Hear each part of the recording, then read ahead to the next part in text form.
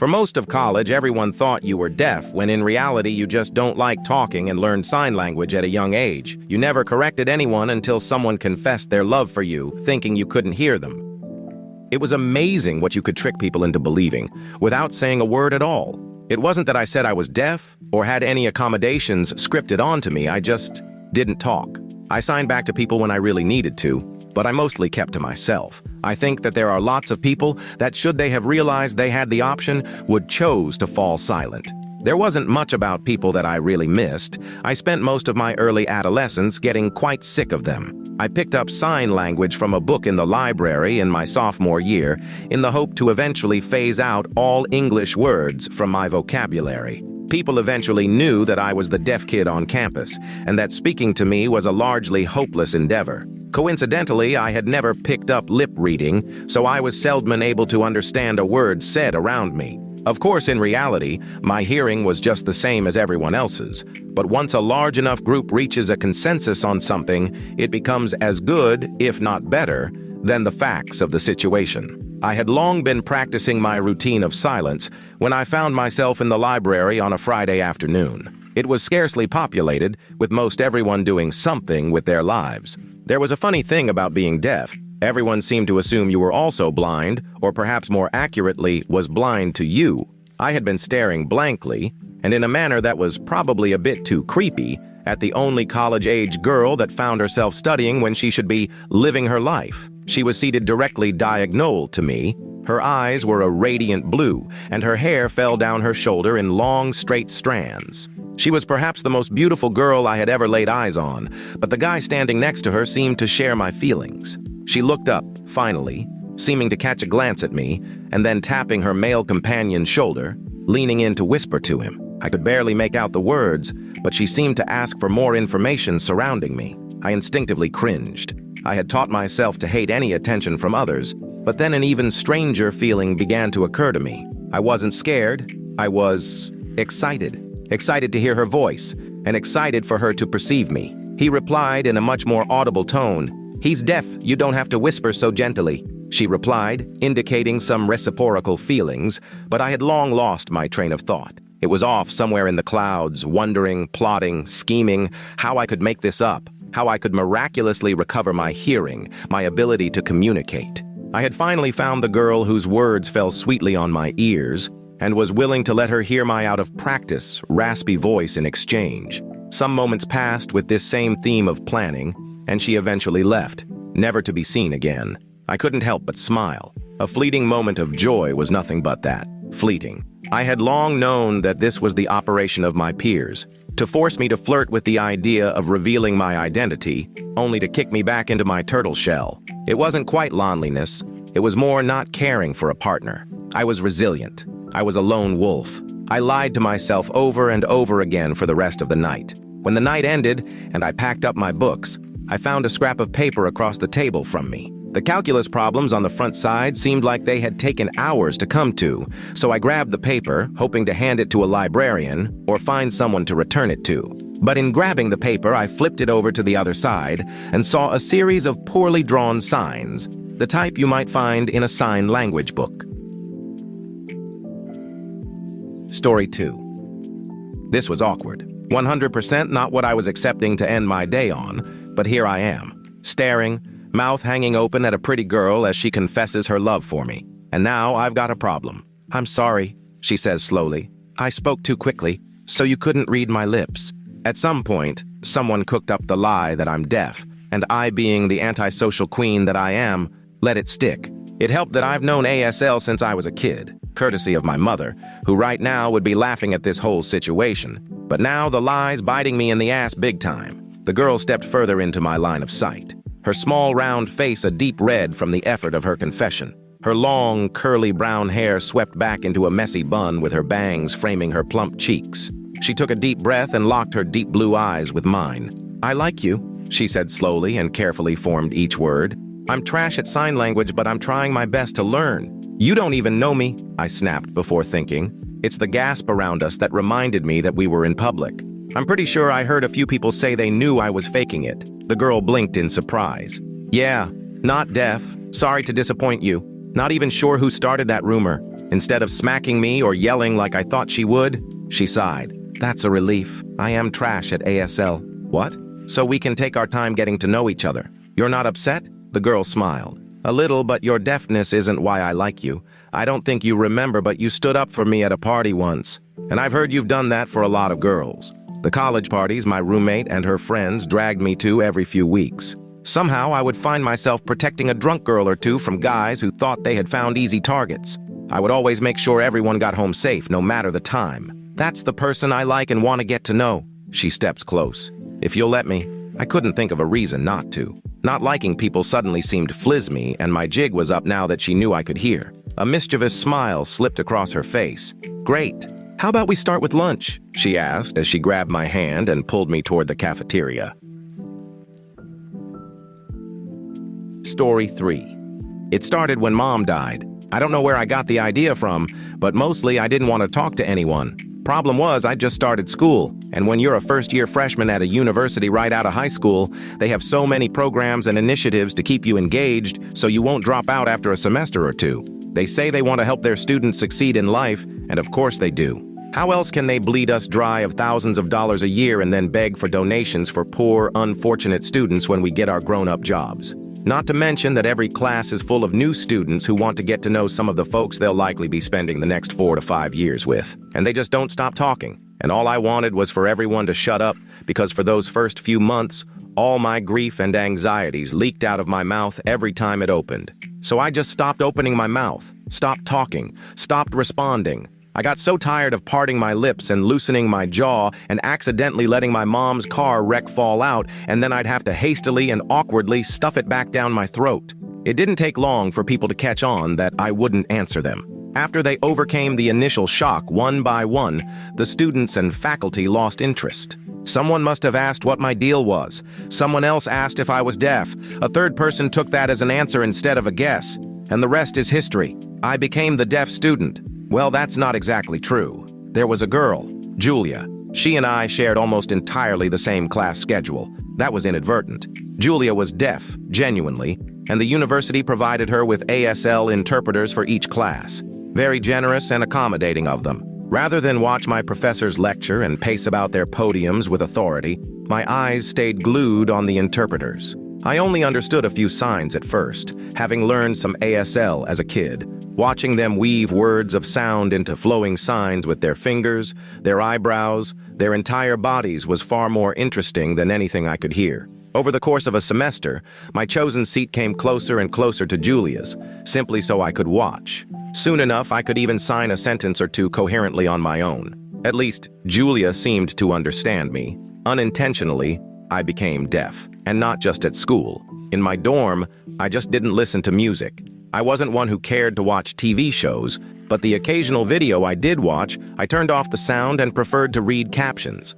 I didn't even react to my roommates' alarms, to their late-night partying, to their blasting death metal at 3 in the morning. Maybe this is where I made my mistake. I was absolutely consistent in my disability in every moment that someone could have been observing me, and in every moment where no one could possibly be. I remember the day I heard her tell me she loved me. I was studying for an exam in the library. I'd booked a study room, and it was at such an hour that hardly anyone else was in the building with me, and not a single person was within 100 feet of me. I am absolutely certain of this fact. "Carson," she said in my ear, "I love you."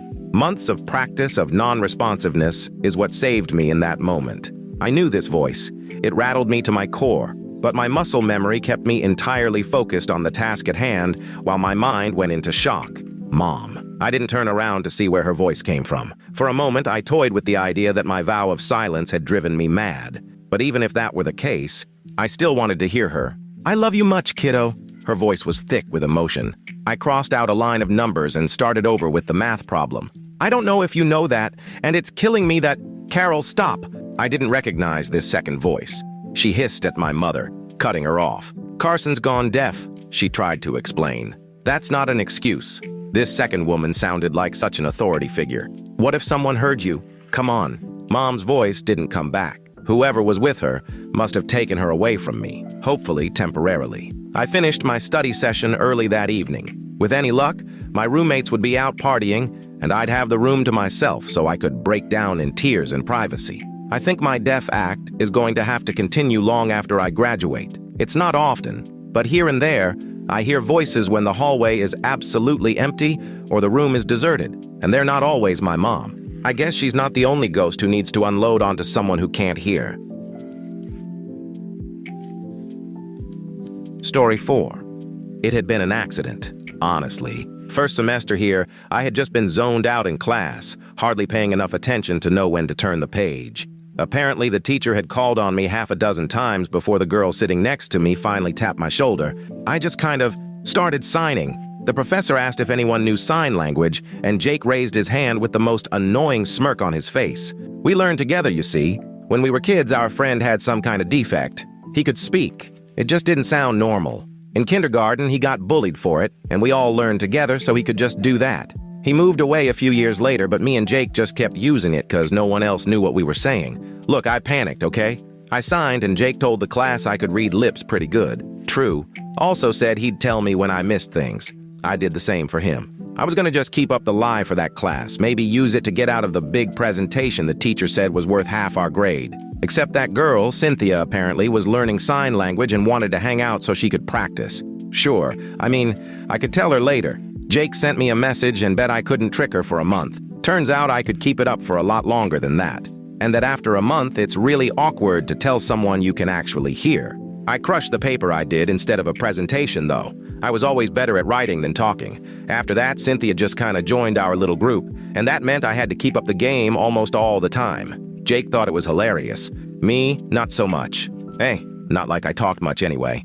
I'm going to the bathroom real quick. Jake signed. Cynthia and I just waved him off. We were all at my place watching a movie. Me and Cynthia just sat there for a minute watching. Then she started talking. Come on, Cynthia. Just spit it out already. It's one sign, that's it. Huh? What was she talking about? The couch we were sitting on was at an angle, so she was half behind me. I couldn't even ask what was going on. It's just, why is it so hard? I'm just gonna talk, okay? I know you can't hear me, but I just need to get it out. Maybe that'll make it easier to say. Should I lean back, stretch, do something to stop her? Would it be better to just let her say whatever it is? You know that present I gave you a couple weeks ago? The little sculpture thing I made for class? How could I not? I'd cleared a spot on my dresser for it that day. I actually made it back in February. I've been trying to give it to you since. You see, well, for Valentine's out, teacher said if we could each make something for someone. What was she saying? I really should stop her. She wasn't really talking to me, but I couldn't make myself. She took a deep breath. I like you a lot. Cynthia, she liked me? Before Cynthia could say anything else to completely break my brain, a loud laugh came from behind her. Jake, you heard that? Just the last bit. I don't think that's your biggest problem here, though. Huh, what do you mean? You're not the only one who's been trying to spill the beans on something. I think now's a good time, isn't it? I took a breath. Well, I couldn't exactly pretend anymore, could I? Hey, Cynthia? I could hear her turn around to face me again. Huh? What's going on? Well, you see? I cleared my throat and finally forced myself to turn around. Cynthia looked like she was piecing it together. You can hear. Yay. Then I nodded, and it looked like she wanted to pale and blush at the same time. Why? Why did you lie? Technically, we never did. Jake, shut up or I'll cut off your tongue and make you eat it, Cynthia and I said at the same time. Great. Now I've got to hear that in stereo, Jake said, earning 2 glares. I couldn't figure out how to say it. My hands went up to try and sign it. Sign language was easier. You can talk. Use your words. I let out a breath and tried again. I didn't mean to. I wanted to tell you I couldn't get the words out. I planned out my schedule so I could help you in some of your classes. I told you not to. I didn't want to do that, but you're just so nice I couldn't get you to stop. I groaned. I've been trying to figure out how to tell you for so long. I'm not good with talking. Never was. Look, Jake, hand me my laptop. I pulled up a file I'd been working on for months. I'd teetered back and forth on sending it almost every day. I just sent you my whole confession. You can look at it if you want. I'm sorry. Cynthia shook her head and got up, grabbing her bag. She walked out without another word. Neither Jake or me said a word. The movie must have ended because the TV had shut itself off at some point. It was so quiet I may as well have been deaf. I'm sorry. It's my fault. I should have told her. I sunk down onto the couch. Hey, if there's anything you need, I just need to be alone right now. Jake nodded, and left without another word. I must have fallen asleep. I don't know how, but I did. My phone was vibrating, tapping against the glass next to it just often enough to be annoying. Who is it? I muttered, blindly fumbling for it. Cynthia. I was wide awake now. I punched in my code, half expecting a mile-long rant about how awful I was. Instead, it fit on one line. You shared the whole folder, idiot. The what? I grabbed my computer and glanced. There were only 2 files in there. The one admitting I wasn't deaf, and one saying I liked her. Oops. I got another message. You're taking me out on Saturday to make up for this. Pick me up at 6. Story 5. Patience and pressure. Everyone lacks patience. Everyone applies pressure, at least to me. To say, I am an average Joe, would be a bold-faced lie. As soon as people see me, they know that I am different. That is why I have social anxiety, which feels like my brain is restarting when I'm in front of others. Because of that many people label me stupid. That's not the case when I am around others who are patient. Because when I am alone with my family or with a fellow signer, I am brilliant. That's why I sign. Out of all the languages that I could have learned to better help me translate my thoughts, sign language caught my eye. Early on, I was made aware of aloof fate's ability to touch one with the inability to fully experience sound. Janice was a neighbor of mine born deaf. I remember peering through my window to view her interaction with her parents. Her parents' mouth would move as if having an exaggerated conversation. However, their hands would gracefully dance across the air as if they were bringing their words to life. With this motif in mind, sign was the language that I choose to help me translate my thoughts to the world. With the help of my speech therapist, who was an ASL translator part-time, I was able to better communicate with my parents verbally and with others who signed. However, everyone else I ignored or stare at wildly as I presented them with my infamous green notebook and gray pen. If I had a penny for every eye roll, sigh, silent pray, mutter, smack of the lips, and head shake that this notebook faced, I would be a rich man. However, your actions would leave me a very poor man. The first time you spoke to me, your eyes admired my notebook rather than engaging in the typical glare, roll, veer. You have always been patient with me as I wrote down my thoughts. You've written so many things that encouraged me and were nothing but kind to me. We have shared so many laughs and deep thoughts that my heart yearns for you when you're away. When you looked me in the eye and said that you loved me, I had to sign it back. I wanted to bring my words, my love, for you to life. However, I wanted to be true to you. I'm sorry for deceiving you. That is why I am here stammering and ahhing and grasping onto my notebook as I scan a word and guide it out of my mouth. That is why I wanted you to hear my voice. I wanted to tell you my truth. I wanted to tell that I love you. Story 6. We were at my house, late into the night, studying for an upcoming test when the topic came up. Do you think love? Chris signed out, moving his slim hands with ease. I never thought I'd have a hand thing, but apparently I do. I guess it makes sense after all these years of pretending to be deaf, watching hands and reading lips just became natural. I never chose to be deaf. It was just thrusted upon me. Better than being called antisocial, I thought at first. But all this pressure to keep up this facade because talking was also stressful, so never really an in-between. And right now was stressful for some reason. It shouldn't have been. It was just another normal night hanging out with Chris, who I had a big crush on. And right, his question. He waved his hand in front of my face, bringing me back to the real world. I tilted my head in confusion of his aforementioned question. He shook his head. Never mind. But his avoidance irked me. He was the one who brought it up in the first place, yet he had the audacity to just drop it.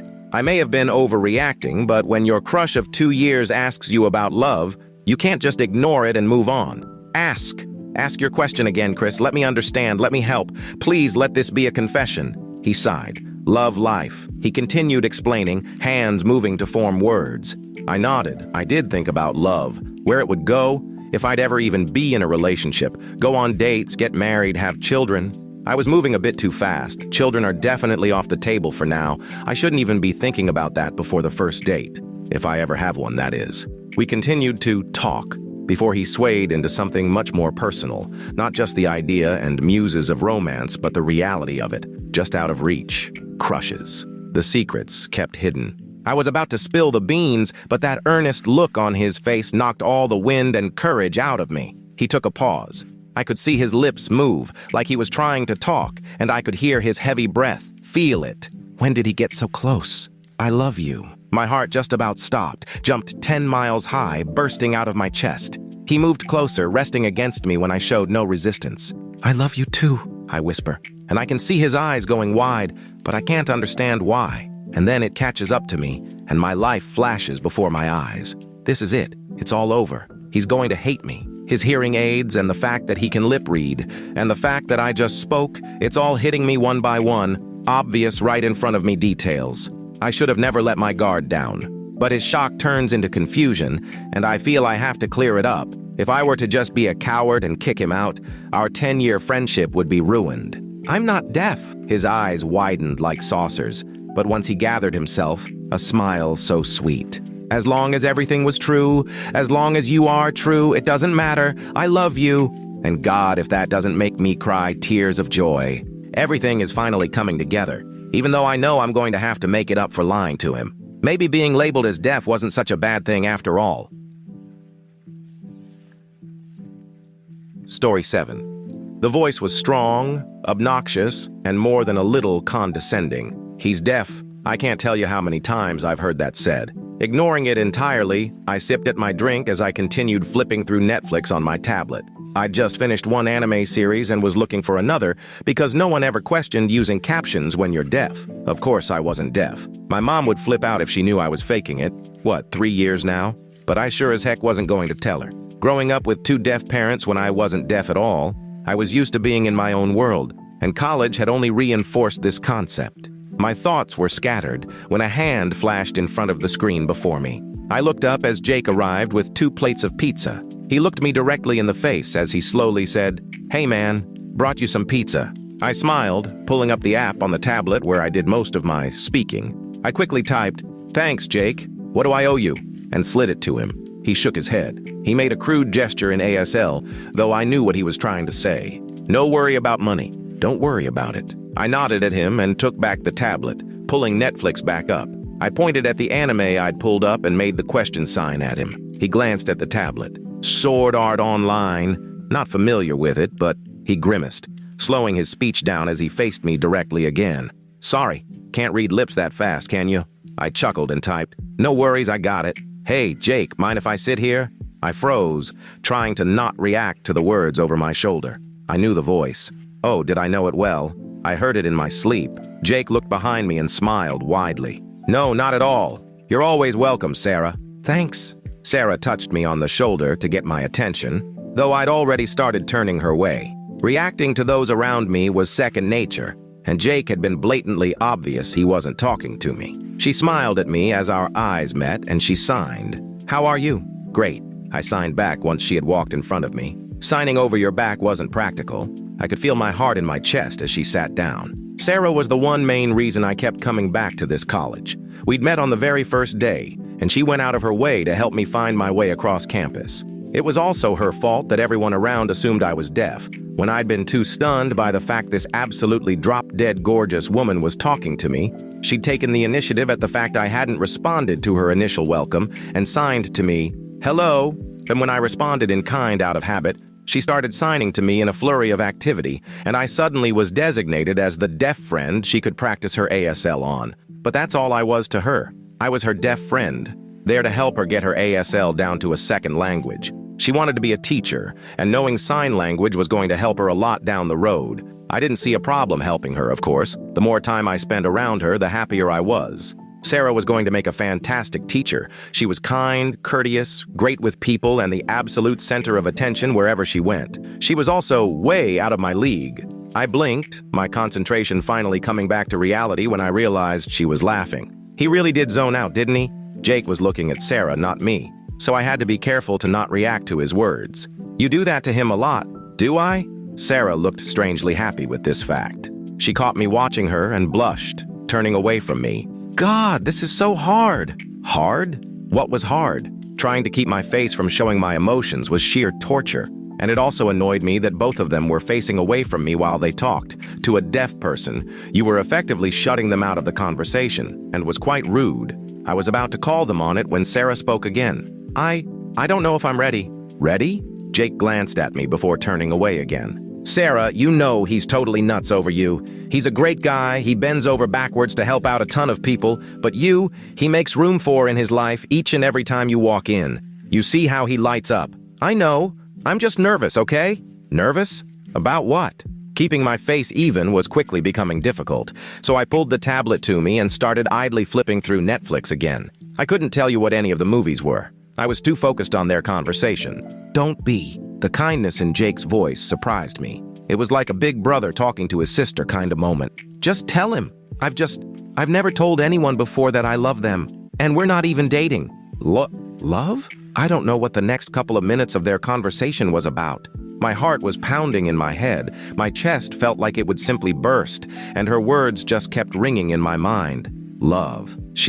Sarah, loves me? Finally, I felt her soft hands cover mine, and I looked up to see her staring at me, her eyes rimmed with moisture. I knew what she said before she mouthed the words. The next hour or so was a blur until we left the common area, hand in hand. She loves me. OMG. OMG. Oh, damn. It dawned on me then that someday I'm going to have to explain to her that I'm not deaf. This was a problem. But with her hand firmly in mine and the happiest smile I'd ever seen on her face, today wasn't the day to address that.